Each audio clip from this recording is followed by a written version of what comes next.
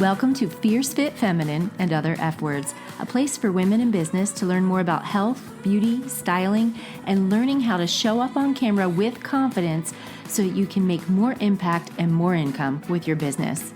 I'm Christine Brunelli, chiropractor and former beauty salon owner turned certified image consultant, helping you glow from the inside out. And today, that's what I want to talk about. I want to talk about your glow. How are you feeling about it? Especially if you're in the over 40 club, more specifically, the over 45 club. It changes in that 5 years drastically. And we get to a point after life has thrown us some hard knocks where we feel like we might have lost a little of our edge. We lost our mojo and we just don't feel cute anymore, or we don't feel pretty anymore. If that's you, this episode is for you. I want to help you get your glow back on, girl. Are you ready? Let's dive in.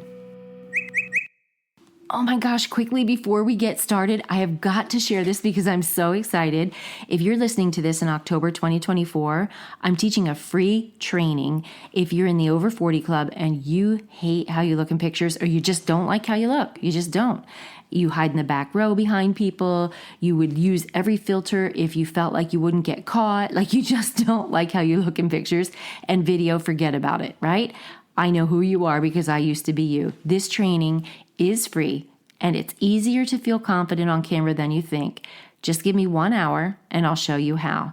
Go to the link in my bio, tap the link and sign up for the class and I'll send you all the information. I hope to see you there. When is the last time you wore jeans with a shirt tucked in and a belt and you didn't blouse it over to kind of cover the waistline or muffin top or the belly, whatever you have that you're insecure about? When is the last time you wore a sleeveless top? When is the last time you flaunted and strutted in a swimsuit without feeling self-conscious? Now, that one's extreme. Okay, even 20-somethings feel self-conscious in a swimsuit. But when you're in your 40s and over, it all changes. And it's not just your body. It's not just the body. It changes in your face. I am in my 50s. My body changed in my 40s. I have told this story so many times on this show. You can go back and listen to more details of it when I talk about eating disorders and body dysmorphia. But I did get myself down to a size 0 in my early 40s. So in between 40 and 46, let's say, even into 48, before full-on menopause hits, you can manage your weight. You really can. And I'm going to talk about that if that's an issue for you. I'm going to talk about do we need to manage our weight? Is it important to manage our weight? All of those things. But you can lose weight easier. Once you get into your hormones really starting to tank, like estrogen's going away, cortisol is going up, all of that, it gets harder. In your 50s, I'm telling you, it all changes. And so I've been through all of the ups and downs of that. And I feel like because of that, I can talk to you about all the different phases that you can expect to go through. And it's in your face too. It's in your eyelids. It's in your chin and your jowls. You look in the mirror and think, my face is going to hit the ground soon. It's not just the girls. It's the chin. It's the double chin. It's the eyes. If you've ever taken your pointer fingers and just kind of lifted your face up around the sides just to see like, oh, that's what it used to look like, then you know exactly what I'm talking about. And if you have been blessed with a face that is not falling down, then I'm so happy for you. But those of us who know, we know. Now, there's one other thing that happens. And I've never heard anybody talk about this on a podcast or in public. We're always talking about our waistline, hiding a belly, sagging breasts, sagging jowls. Nobody talks about your gums and your teeth. This is a thing. You get into your 50s and food gets stuck in your teeth that didn't used to. Like there's bigger spaces in between, like at the gum line. It's weird. I'm telling you, this is why older people have toothpicks and those things that they can clean their teeth with. I never knew. I thought that was just like my father's thing that he did, or my mother did. I thought, well, that's weird. Women and toothpicks, never got that. I get it now. Just like nobody tells you about this. It happens. It's there. If you don't know about that yet, buckle up in your 50s because it's coming. It's coming. So we can't always change every change that our body is going to go through. And I want to start out by saying I'm grateful for all of them, because that means I am still here on this earth. I still get to hug and love my kids. I still get to make memories and enjoy life and experience things. And every day that we're older is a gift.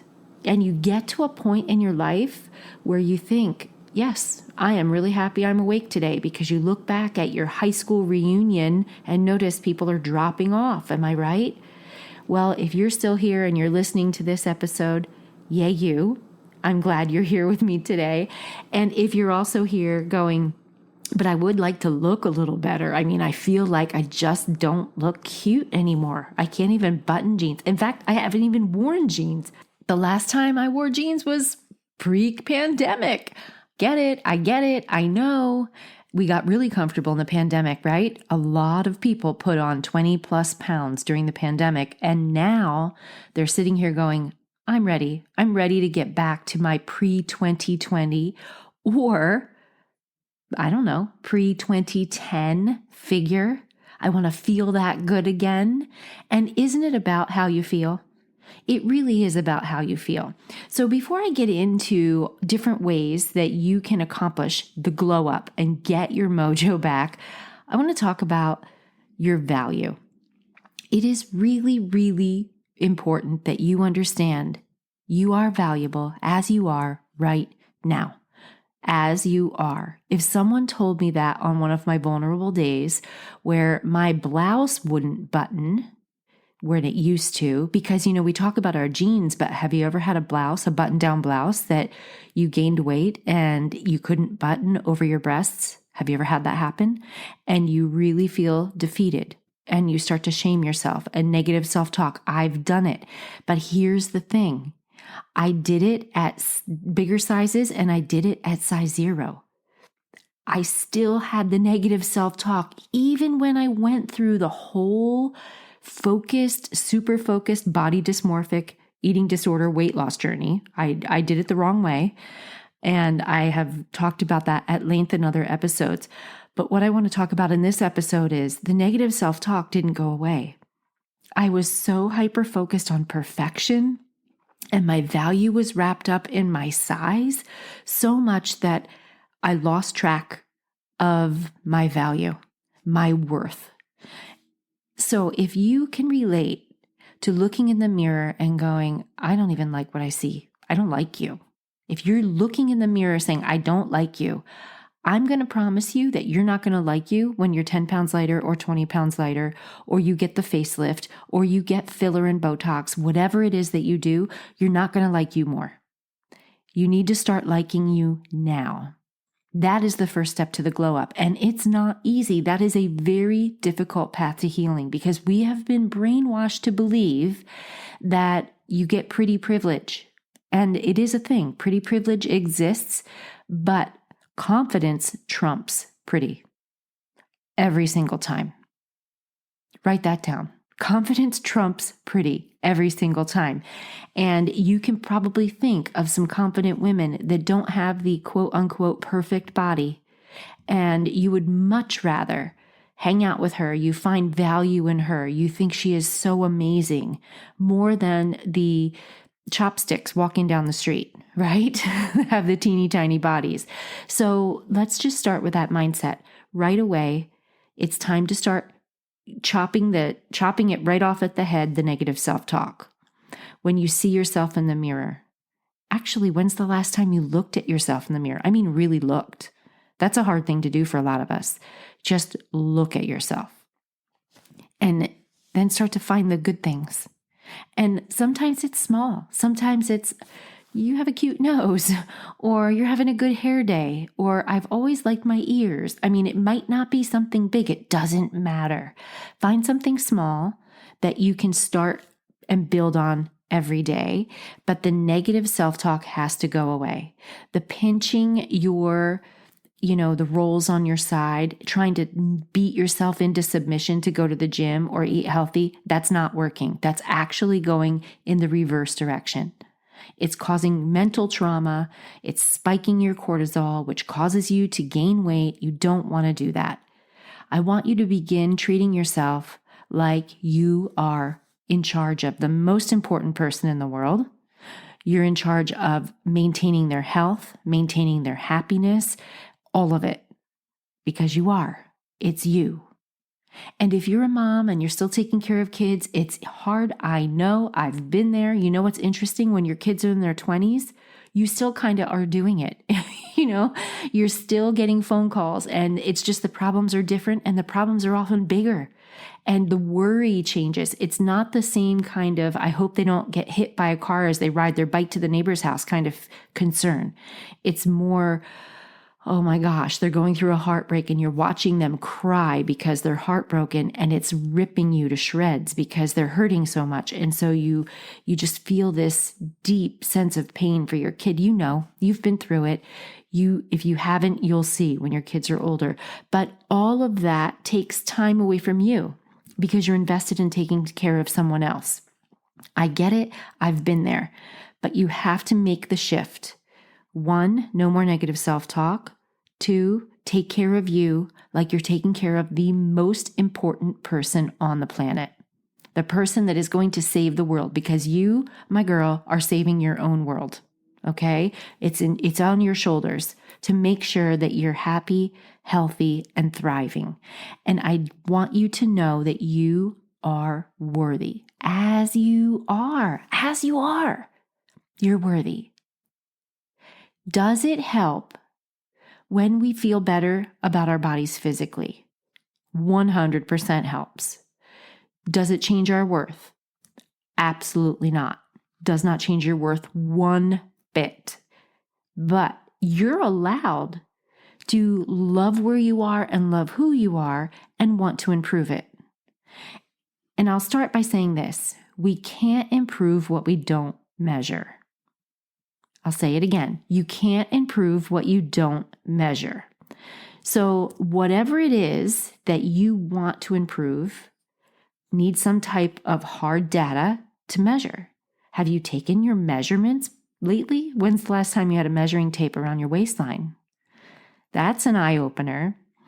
Not to shame yourself, but to start to realize, okay, this is where I am, and this is where I'd like to feel.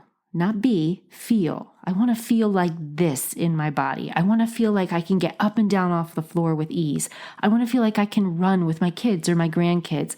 I want to feel like I could just go all day and not get tired. Well, that will correlate with your waistline. It's not your BMI, it's not your weight, but your waistline is directly connected to heart health. That's scientific. Waistline circumference. So let's start with that. You can't improve what you don't measure. So I'm going to help you with the goals and start talking to you about some things that research has even found. Now, let's just start first with, I'm not even motivated, Christine. I'm listening to this podcast, but I get done, reading information and listening to podcasts, and I get all psyched up, and I might go to the gym once or go for a walk once, or I make one healthy meal and something derails me and I just fall off the rails. I lose motivation. That is so common. You are normal and you think you lack motivation, but really you don't lack motivation. You have lacked giving yourself more clarity on specifically what you want and how to take action. So there was a study in the British Journal of Health Psychology, and it found that 91% of people who planned their intention to exercise by writing it down when and where they would exercise each week ended up following through. Meanwhile, people who read motivational material about exercise but didn't plan when and where they were going to exercise showed no increase. So it's not about motivation. It's about getting really clear and having a plan. You are definitely motivated. You're not demotivated. You don't have a plan. So if you're in the camp where part of you wanting to feel more glowy and feel cute again, and it has to do with your size, then I want you to get really clear. You're going to eliminate the self-talk. You're going to treat yourself like the most important person in the world. And you're going to get out your calendar and really think about your day for when and where you're going to exercise. And it can start in baby steps. I've said it a million times on this show. It can start with walking. If you're deconditioned, walk 15 minutes a day. Start there. Increase it after the first week to 20 minutes and then 25 minutes. Just walking alone, not walking to smell the roses, not walking to let your dog stop at every bush. I'm talking about a real walk where you're really getting out there and moving your body. It's going to feel good.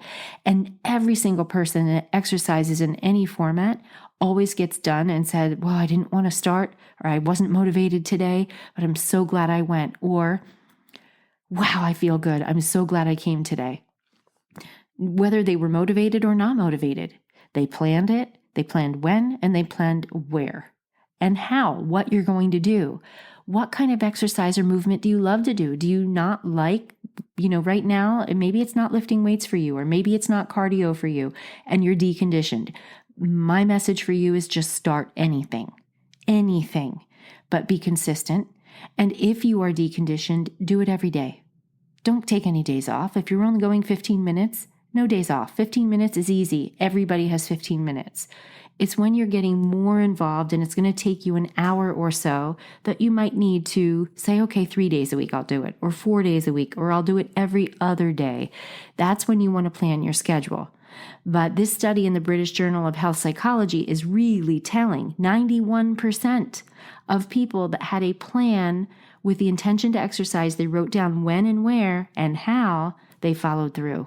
So you're going to do that. If that's part of your plan, is you want to feel better in your body and exercise, it's hard for you, you don't feel motivated, we're going to go follow through and see if you align with this study, because I'll bet you do. Okay, the next thing is your goals.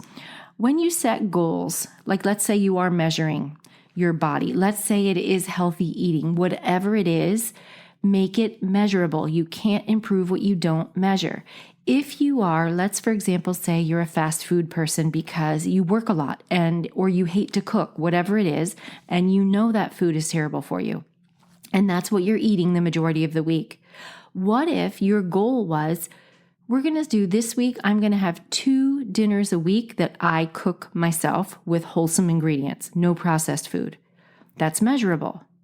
2, like pick 2 days. And I'm saying pick 2 days because I want it to be a smart goal, something small and measurable that's easy for you to attain and makes you feel success. Because just like when you go to the gym, when you don't feel like it and you're done, it feels so good. You get that hit of endorphins and you feel so good in your body. That feeling of success builds and you get momentum. So when I say you can't improve what you don't measure, I want you to find concrete, measurable things that you can do and improve upon them in small increments. So don't say, out of the gate, I'm going to exercise 1 hour a day, 6 days a week. If you haven't exercised in 5 years, don't do that. You're setting yourself up for failure. Make it palatable, something that bite-sized, that you'll get done. 15 minutes a day is doable. You can do that. And if it's eating, I'm going to go into eating because emotional eating is really big, especially with women, especially when we get to a point in our life where sometimes if you've been in a long-term relationship or long-term marriage, you hit a lot of bumps, valleys, mountains, all of that, Maybe your marriage ended, or maybe you tried to make it work in the midst of a very horrible experience, maybe whatever that was. I don't want to cause any triggers here, but for me, for example, I'm divorced. There was infidelity in my marriage. I had a tendency to go to the pantry and numb all those feelings with almonds, and almonds are healthy, but not 25 of them in one sitting. So you have to really think about what it is that you're doing with your food that is feeding your body and what you're doing with food that's just emotional and numbing. Also, eating out of celebration. Sometimes especially in the United States culture, we use food for celebratory. We celebrate food, all the foods we have at barbecues, for holidays, at birthdays, at holidays. Most of it is fat and sugar laden. And I don't mean the kind of fat that's good for you. I mean trans fats like chips, store-bought cookies, baked goods, all frozen things that are thawed out but they're deep fried. All of that stuff is so unhealthy for us. So I want you to take analysis of what you're eating. You want that glow up. You want to feel good in your body again. What's your diet look like? How are you eating? How much food is processed? How much food required sunshine and expires in a week if you don't eat or cook it? That should be the majority of your nutrition every single day. Okay, so we've so far covered exercise for your glow up, healthy eating for your glow up. What do you think the third thing I want to talk about is to get you in your glow up in your 40s? What do you think it is? It might surprise you. You might not like it. How about cutting back on the wine? How about less margaritas? Oh my gosh, Christine, you're killing me. Okay, I totally hear you. I get it. But I will tell you that you can see a distinct difference in your skin if you just simply decide, okay, I normally have wine 3 days a week. I'm going down to 2 days a week or 1 day a week, and slowly wean yourself down to 1 day a month. Watch your skin change. Watch your sleep change. Watch your waistline change. Watch your wallet change. Oh my gosh, there's so many things. Now listen, I'm not trying to tell you to be sober and not enjoy your alcohol, your cocktails with the girls, or your wine to unwind. But alcohol is not helping us glow up. It really doesn't. And I didn't really know how much it was detrimental to how I looked until I ran my very first Dry January challenge a few years ago. And I just did it on a whim. I did it for health reasons for myself. I run them because in January, it's after the holidays. And we usually splurge in the holidays. By January 31st, I looked in the mirror and went, oh my gosh, your skin, Christine. And I'm sleeping. Wow, I feel amazing. And it really changes you. It does.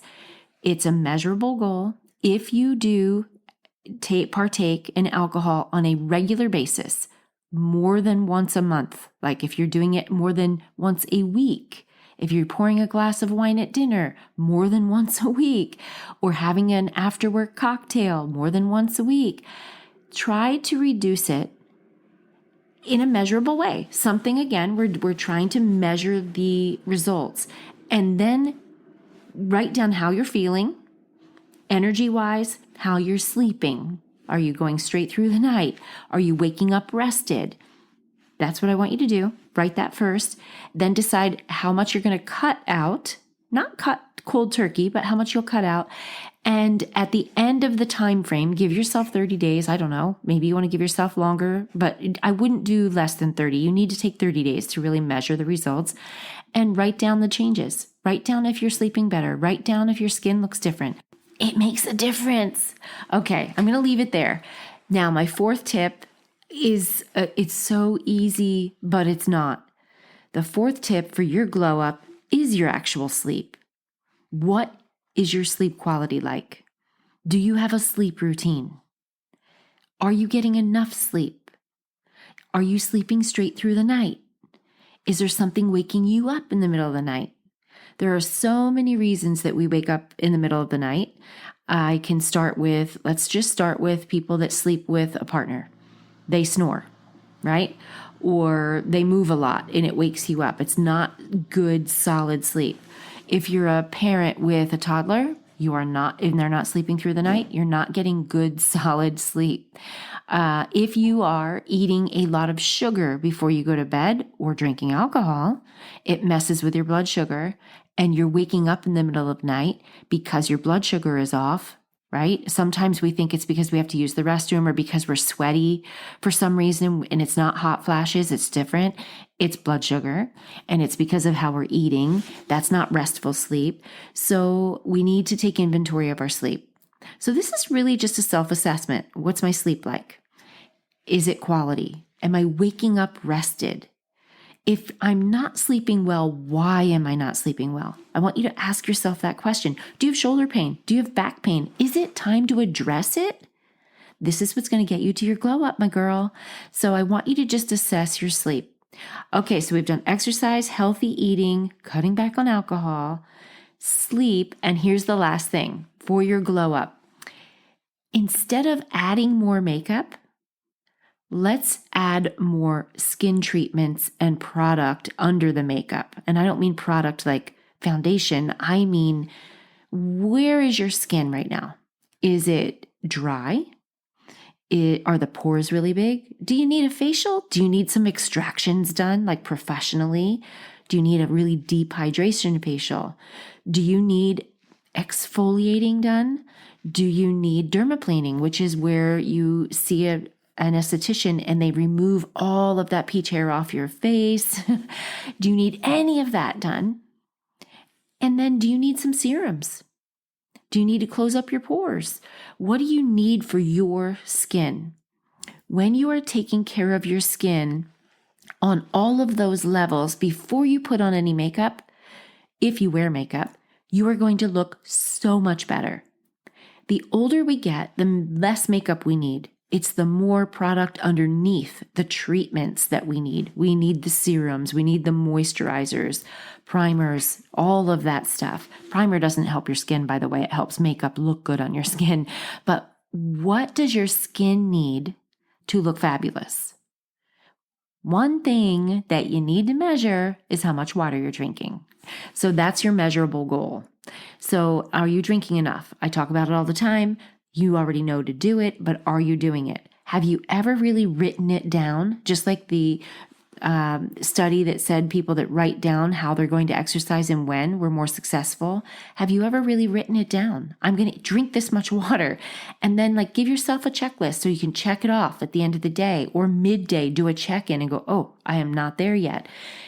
Hydrate your skin from behind, from the inside out, and then make sure that you are not washing your face with bar soap, that you are not using makeup remover wipes that are loaded with alcohol, isopropyl alcohol, that's drying your skin, that you're taking care of your 40-plus-year-old skin in a way that's going to make it supple and hydrated and glowy.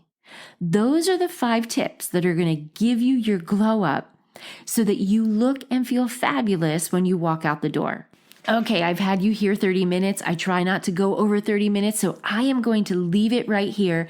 Remember, if you want to look and feel great in your pictures, for your brand photo shoots, even your family photos, or for your personal brand, if you want to look and feel fabulous and confident on camera, remember to go to my bio, tap that link, sign up for the free class that is coming up. I would love to have you. It would be so fun to get to meet you face to face, and I'm going to be teaching you live on camera how to glow up even more. Thank you for being here, and until next time, have a fierce, fit,